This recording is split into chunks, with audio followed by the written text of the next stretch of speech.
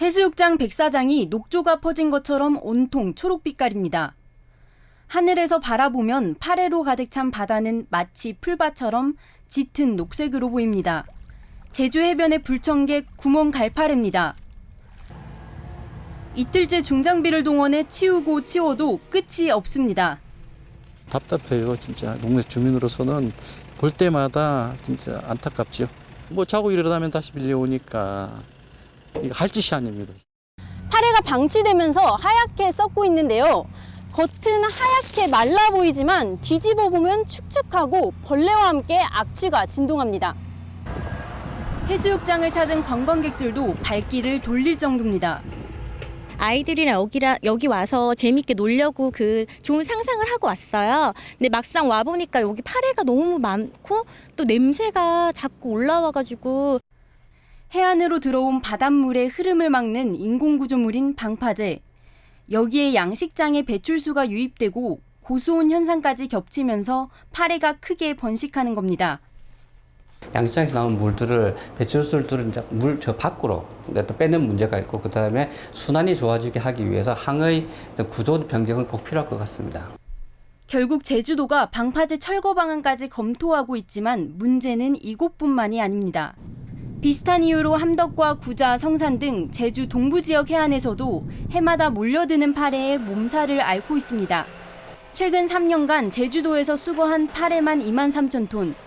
별다른 대책을 찾지 못한 채 해마다 1억 원의 예산을 쏟아붓고 있습니다. KBS 뉴스 고민주입니다.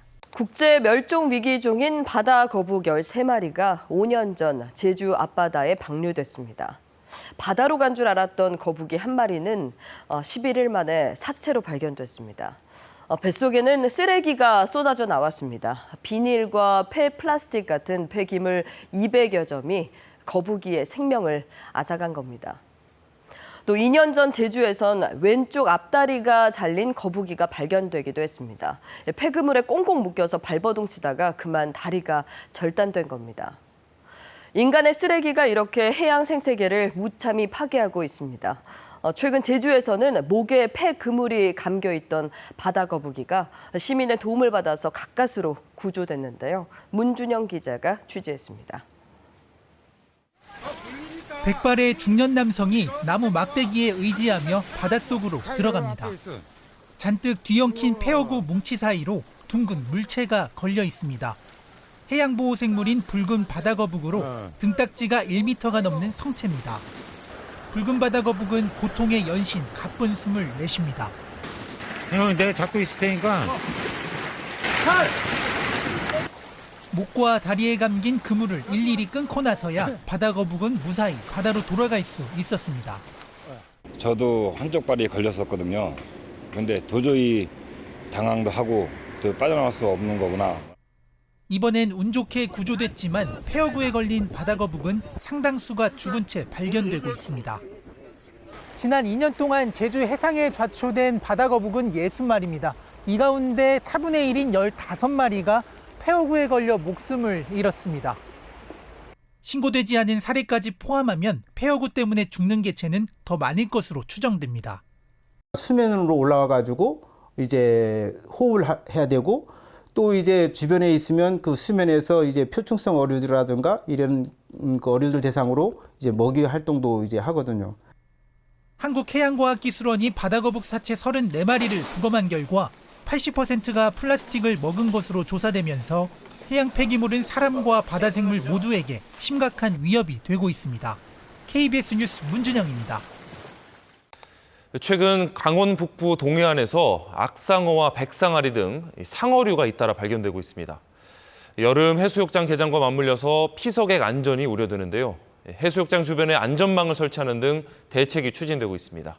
정면구 기자가 보도합니다. 이번 주말 개장하는 강원도 속초 해수욕장입니다. 해변을 따라 약 600m 구간 주변을 그물로 에워싸는 작업이 진행됐습니다. 물놀이를 즐기는 피서객을 상어로부터 보호하기 위한 안전 그물망입니다. 그물 끝에는 줄을 매달아서 바닥에 가라앉도록 했습니다. 이 그물코 크기는 가로 세로 약 3cm로 비교적 촘촘합니다. 해파리 유입을 막기 위해 그물을 설치한 적은 있지만 상어 차단용은 이번이 처음입니다. 지난달 하순부터 강원 북부 동해안에서 악상어와 백상아리가 그물에 걸리는 등 불안감이 늘었기 때문입니다. 해수욕장을 방문하는 피서객들의 안전을 위해서 상어 출입 차단망을 설치하여 안전한 해수욕장 관리에 만전을 기하도록 하겠습니다.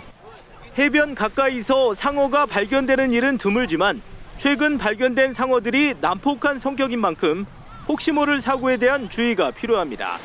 해양수산부와 해양경찰은 상어 출현에 대비해 연안 순찰 등을 강화하고 있습니다. 연안해역 안전관리를 위해 파출소에 인력을 추가로 배치하였고 관내 4곳에 해상순찰대를 운영하여 사고 예방을 위해 집중적으로 관리하고 있습니다. 해경은 상어가 활발하게 움직이는 늦은 저녁부터 새벽까지 가급적 물놀이를 하지 말고 몸에 상처가 있을 때는 바다에 들어가지 말라고 조언했습니다. KBS 뉴스 정명구입니다. 제주 앞바다엔 110여 마리 정도밖에 남지 않은 멸종위기종 남방 큰 돌고래가 살고 있는데요. 최근 선박 충돌로 다친 것으로 추정되는 남방 큰 돌고래가 잇따라 발견되고 있습니다. 어제 제주 서귀포 앞바다에서 포착된 남방 큰 돌고래 모습입니다. 등 지느러미에 주둥이까지 잘려나가고 없는데요. 뭉툭한 주둥이는 다친 지 얼마 안 된 듯 붉은 상처가 선명합니다. 관광객을 태운 배에 날카로운 스크류에 의해 잘렸을 것으로 추정됩니다. 이날도 여러 척의 배가 돌고래 무리 주위를 맴돌면서 관찰했고 전날엔 관광 낚시선이 무리를 가로질러 추월하는 아찔한 모습이 카메라에 포착되기도 했는데요. 이런 무분별한 행위는 남방 큰 돌고래에겐 생존의 위협이 될 수 있습니다.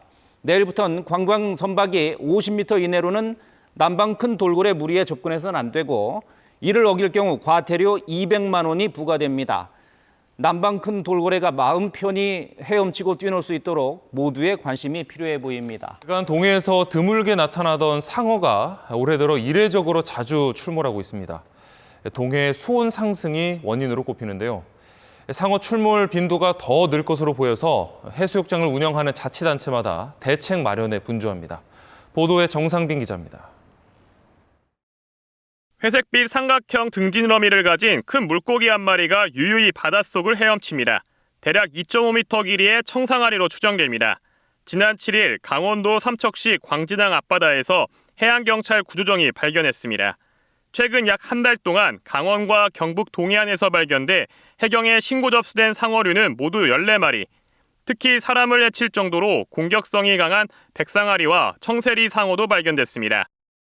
놀랬죠. 동해에서 이제 상어가 속초에서 나온다고 하니까 진짜 이거 내가 수영하다가 물리는 거 아니야? 막 이렇게 생각도 했고. 최근 상어 발견이 잦아지는 건 동해의 수온이 상승했기 때문으로 분석됩니다. 올해 봄 동해의 해수면 수온은 관측 이래 가장 높은 영상 10도를 기록했습니다. 지난해까지만 해도 동해안에서 상어가 발견되는 건 드문 일이었습니다. 수온이 높아지면서 따뜻한 해역에 사는 생물들이 많이 이렇게 모이게 되고 자연적으로 따뜻한 해역에 사는 상어들도 따라서 이렇게 올라오는 갈수록 좀 증가하는 추세를 보이지 않을까. 경북 포항과 울진 등은 수상 오토바이에 장착해 강한 전류를 쏘는 상어 퇴치기를 운영하고 있습니다. 속초시는 해수욕장 주변을 감싸는 안전 그물망을 확대 설치했습니다. 그물망을 확보하는 데 있어서 좀 시간이 좀 걸렸고요. 저희가 예비비를 사용해서 긴급하게 좀 설치를 하게 됐습니다. 해양수산부는 해상 순찰과 감시를 강화하고 상어가 나타나는 경우 해수욕장 이용객에게 즉시 알려 사고를 예방할 것을 당부했습니다. KBS 뉴스 정상빈입니다.